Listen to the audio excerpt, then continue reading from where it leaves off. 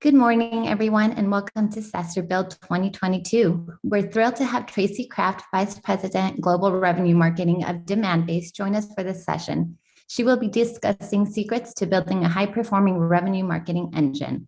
We have 30 minutes and there will be time for Q&A, so please make sure to drop your questions throughout the session using the Q&A button within your bottom menu bar. Please join me in welcoming Tracy Kraft. Take it away, Tracy.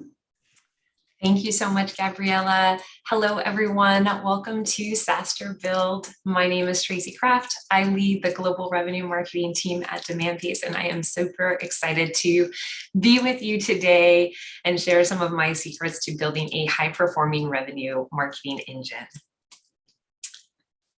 Let's dive in.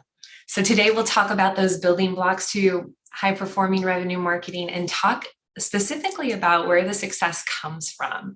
So how 3 ingredients, which I'll share a little bit more about in a few moments, connect and interact, how knowing the makeup of the people and tools and data at your disposal really sets the foundation for your revenue marketing function and really sets you up for that success.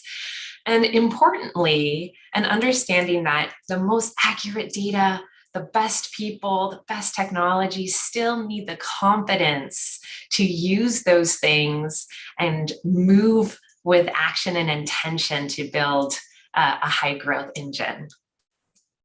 A little bit about me before we dive in deeper. As I mentioned, I'm the Vice President of Global Revenue Marketing at Demandbase. And for us, that means my team's responsible for growth, demand, integrated marketing, marketing operations, events, anything that is really meant to engage, inspire, and interact with our targeted audience and our target accounts. Prior to Demandbase, I led the account-based revenue marketing function and partner marketing function at New Relic and really scaled their go-to-market pipeline from a variety of sources. And I was very fortunate to start the marketing function at Marqeta when they were going through a huge and tremendous amount of growth. Most importantly, or most consistently throughout my career, whether in a very large multinational company or at a small startup, just sort of getting their marketing feet underneath them, I've been really fortunate to express and convey my passion for revenue marketing and how I truly believe that marketing is not just a cost center, but a growth needle mover for a company.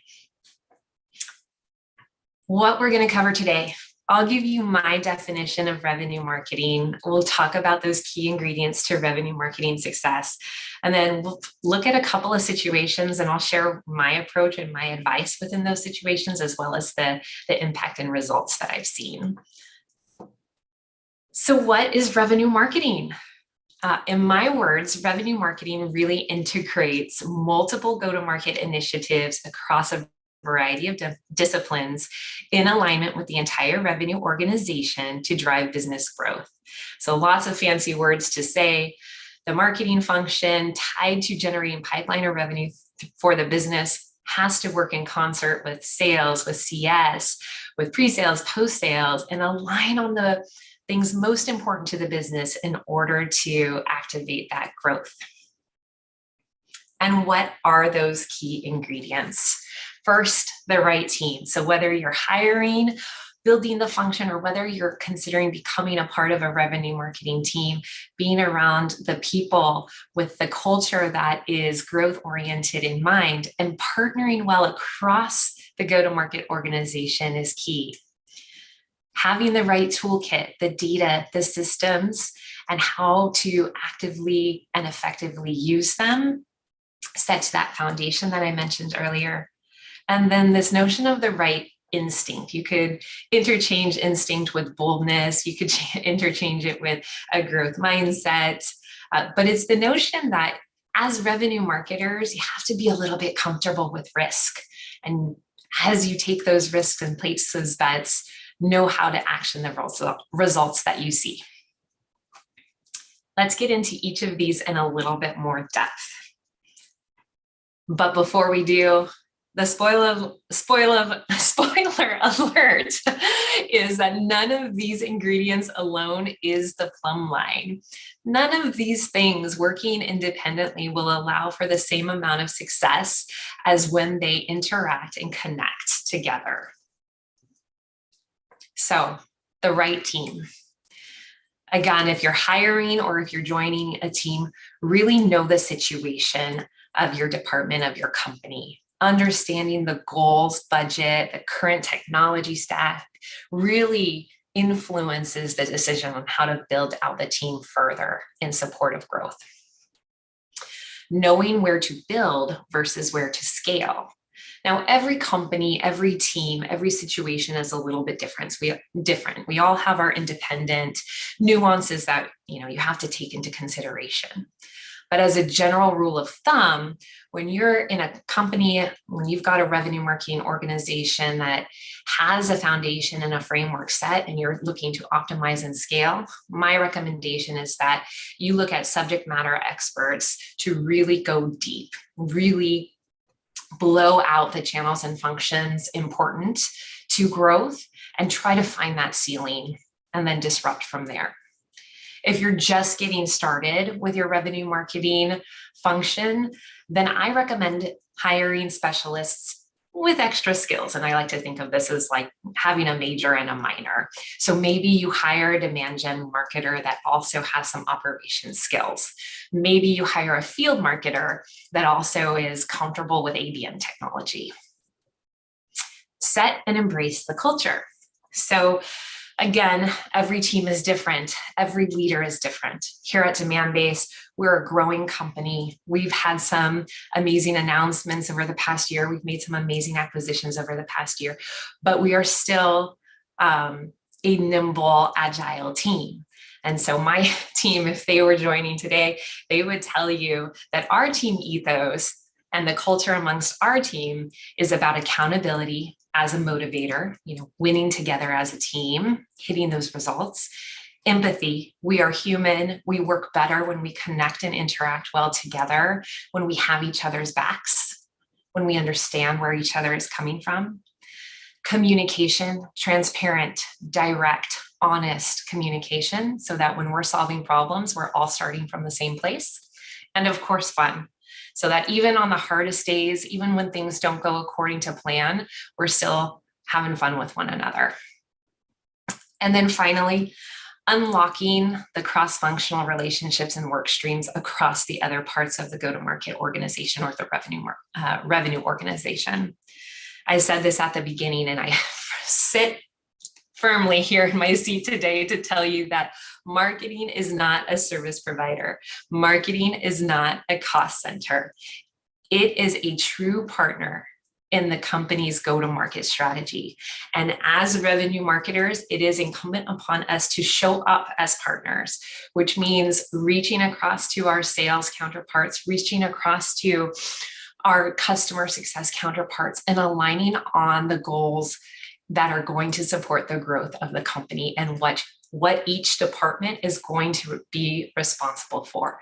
So that as you build your strategy, so as your team builds their programs and campaigns, you are still aligned with those counterparts on those objectives, and there are no surprises.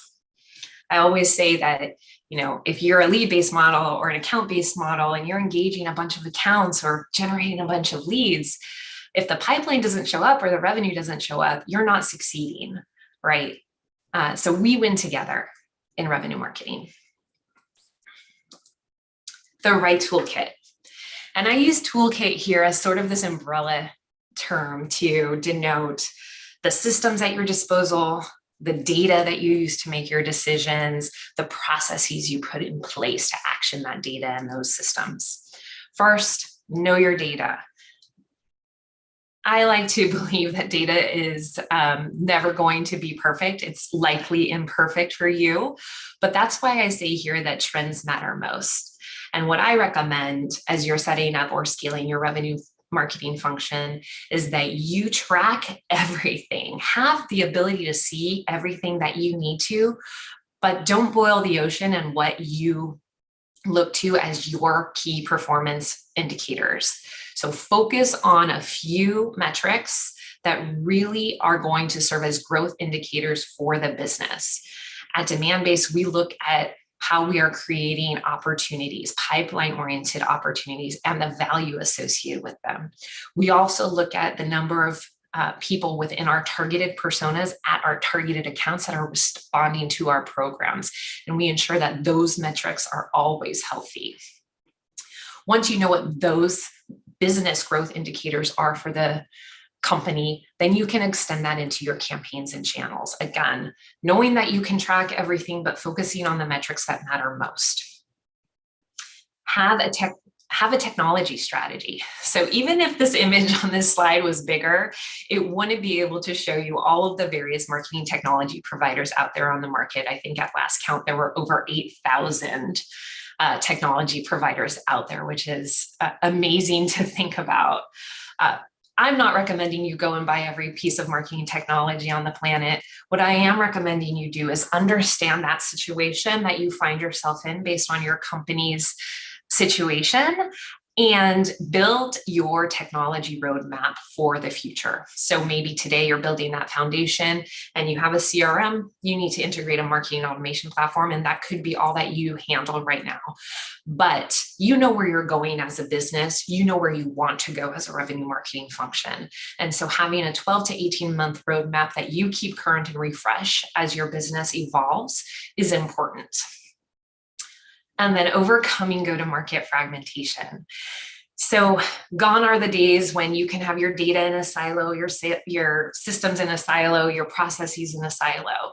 We know that when you link them together, whether through technological integrations or strategy and process interlocks, you have the ability to see your targets more clearly and engage with those targets more intelligently. So by having that clear perspective across those different vectors, data, systems, processes, et cetera, you can be more intelligent with your revenue marketing approach.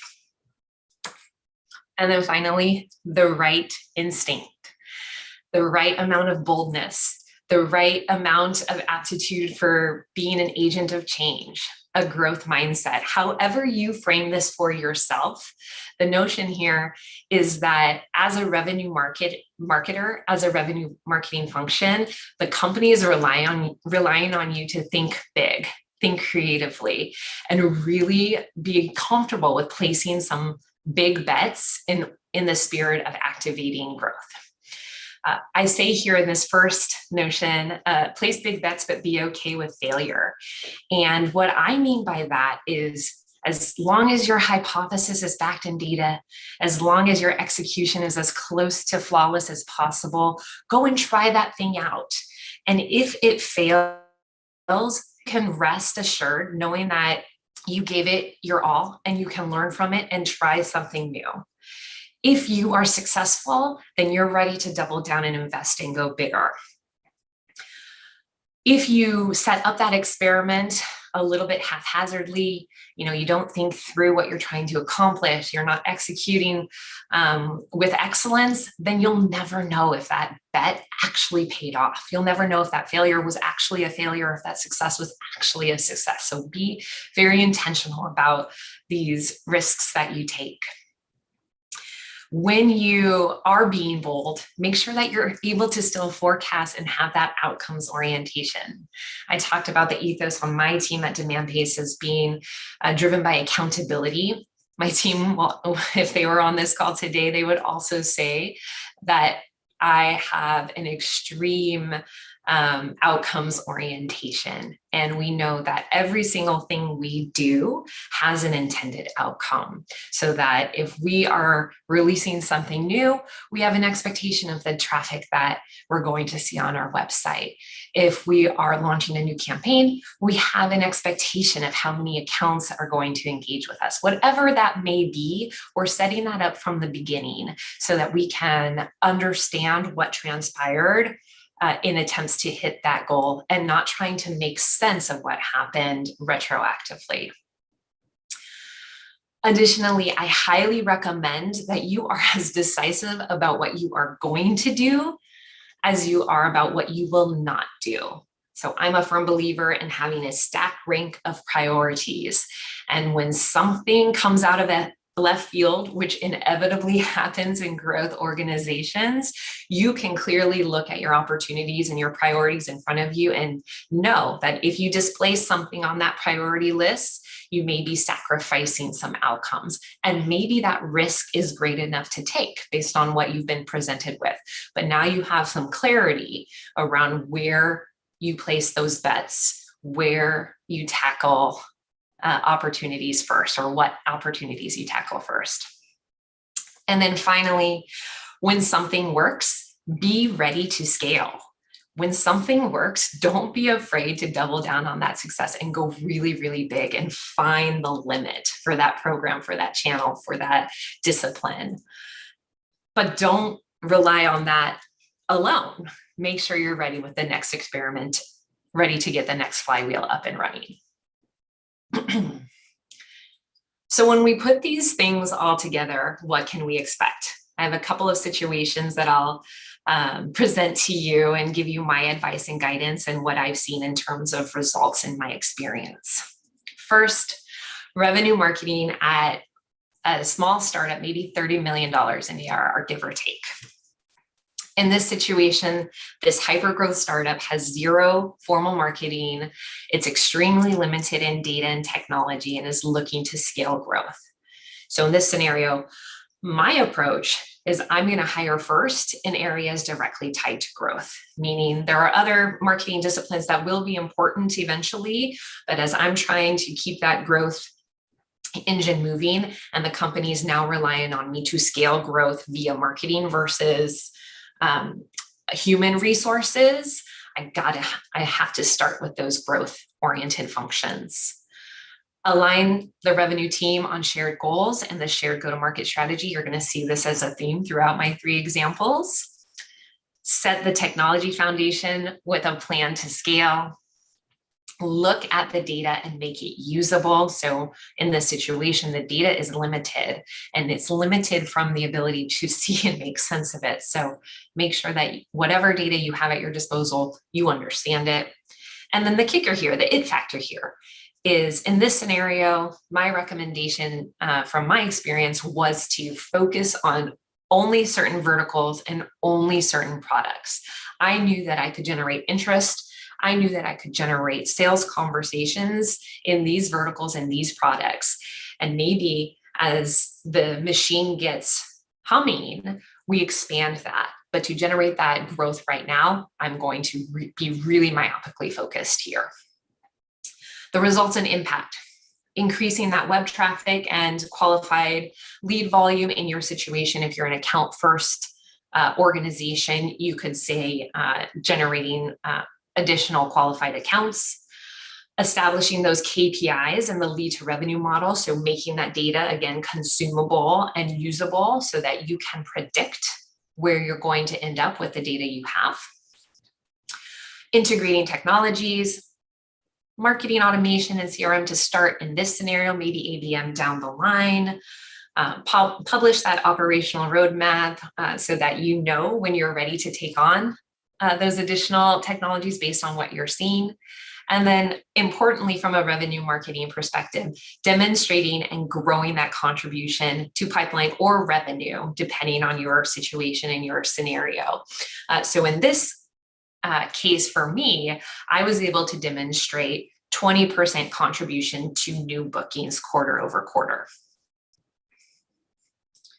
Here's a sample team structure. Again, small, scrappy startup just getting off the ground with regard to their revenue marketing practice. So you're not going to see tons and tons of bodies here. You see some really critical elements to the foundation, a marketing ops person that likely handles both technology and data at this state, an events and field marketing person that has some ground coverage, but an investment here on the marketing disciplines that are really tied to generating interest, generating the ability to engage a sales conversation, digital marketing, account-based marketing, outbound marketing programs, emails, webinars, etc. All right, our second scenario, revenue marketing at around 50 million, maybe 50 to 100 million in ARR. Mid-sized, fast-growing startup, has a small marketing team, some data and technology, and is looking to expand growth. So my approach, my recommendation in this case was I expanded the team in growth areas, but maintained the cadence in other marketing functions so that there was always the drumbeat of activity happening while we were able to place some of these bets. Align the revenue team on that shared go-to-market strategy. And here we were very intentional about applying an account-based marketing approach, optimize and scale data and tech, and then doubling down on key programs contributing to pipeline and saying no to others. In this case, in this scenario, the company had extreme affinity for in-person live events and conferences. And this time, we weren't seeing the return. And so as hard as it was from an emotional perspective for people to wrap their brains around it, we slashed our investment in that function or in that channel by half and reinvested in things that we could see actually having a return. Our trial program, our digital program, our webinar program that were consistent pipeline and revenue generators for us.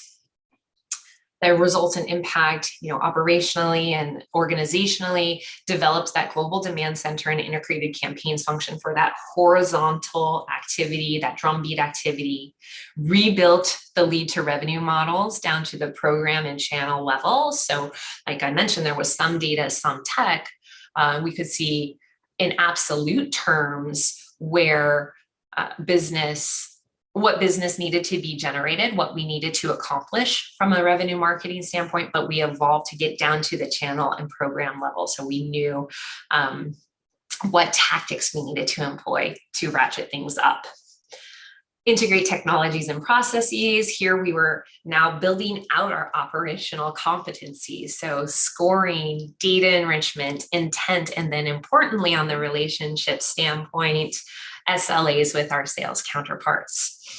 And then finally, and the kicker here, predictable and growing contribution to revenue in this case, so that we showed that we were contributing to, again, new bookings at a rate of 30 to 40% quarter over quarter. Here's a sample of team structure. In this scenario, you see here on the left, you've got the global demand center, email, customer, integrated partner, and then the growth-oriented functions, digital ABM, regional field marketing, really digging into the accounts and programs that are driving those sales conversations, that pipeline, and ultimately that revenue. Final scenario is revenue marketing at 200 million plus in ARR. So in this situation, an established publicly traded company wants to go upstream, wants to leverage the ecosystem, and wants to increase customer revenue. But unfortunately, data and systems are siloed.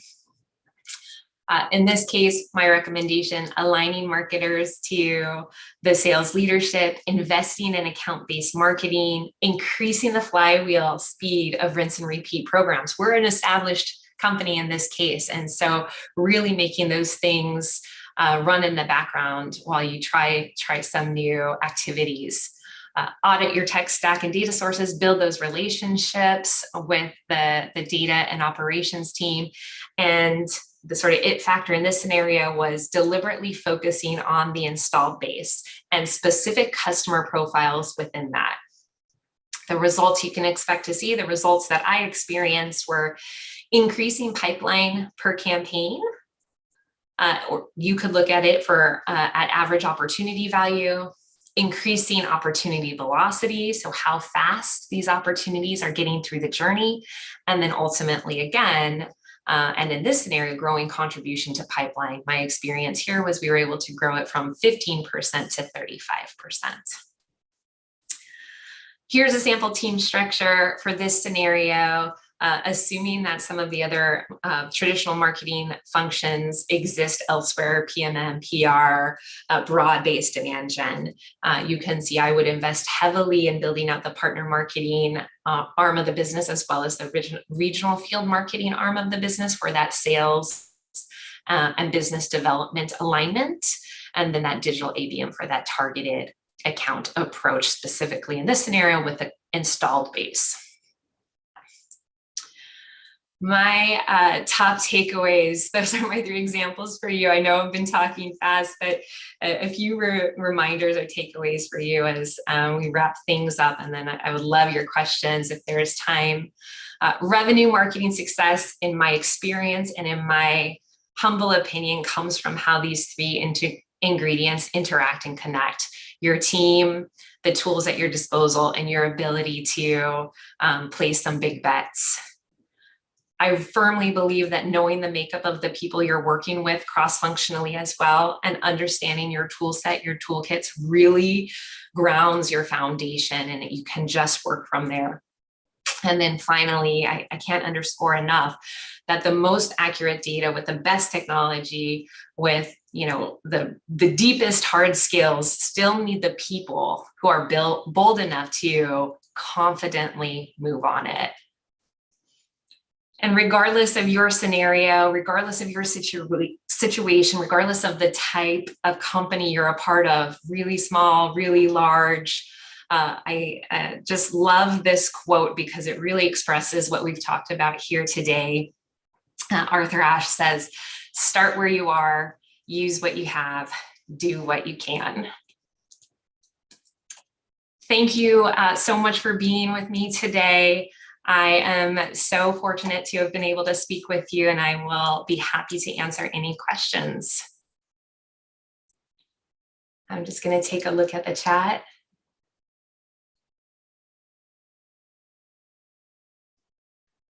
All right, one of the questions that I am seeing is, what questions should a revenue marketing leader be asking themselves when deliberating whether a decision is worth or not worth the risk? How do you personally navigate trusting your instinct? That is a wonderful question. I am one that really firmly believes in using data as your guide, but also knowing that data can't predict everything. So if the data is showing you that there is potential, and you have a little bit of headroom or a little bit of unknown, but you see anecdotal trends with customers you've spoken with, you see qualitative feedback from your sales organization that's telling you to lean in, I think it's worth the risk. But again, making sure that you're rooting your experiment or taking that risk with thoughtful execution. What would you say is the most common mistake made by companies in terms of expanding team structure as they process or as they progress from a smaller size to a larger enterprise model? I would say that layering on people management too early is something that can hamstring a revenue marketing organization. As you're growing, as you're sort of building that team, being able to activate and execute programs with high velocity is going to be important. And if you layer too many people on too quick, then the sort of roles and responsibilities of who's doing what could get muddied. So I think that's one mistake to look out for. Additionally, if as you scale your team, you continue to hire people that are jacks or jills of all trades, then you're not going to get that deep expertise in those functions that maybe need to scale and get really, really big. So as I mentioned in my sort of team pillar, as you're optimizing and scaling, I would look to those really, really experienced subject matter experts. All right, I think we are coming up on time. I want to thank you all very much for your time and attention today. I wish you all a very great SaaStr build. And if you ever want to connect, please feel free to find me on LinkedIn. Thank you again. Thank you so much for that great session, Tracy. We have a lot of more content today and look forward to seeing you all in the next sessions. Have a great day.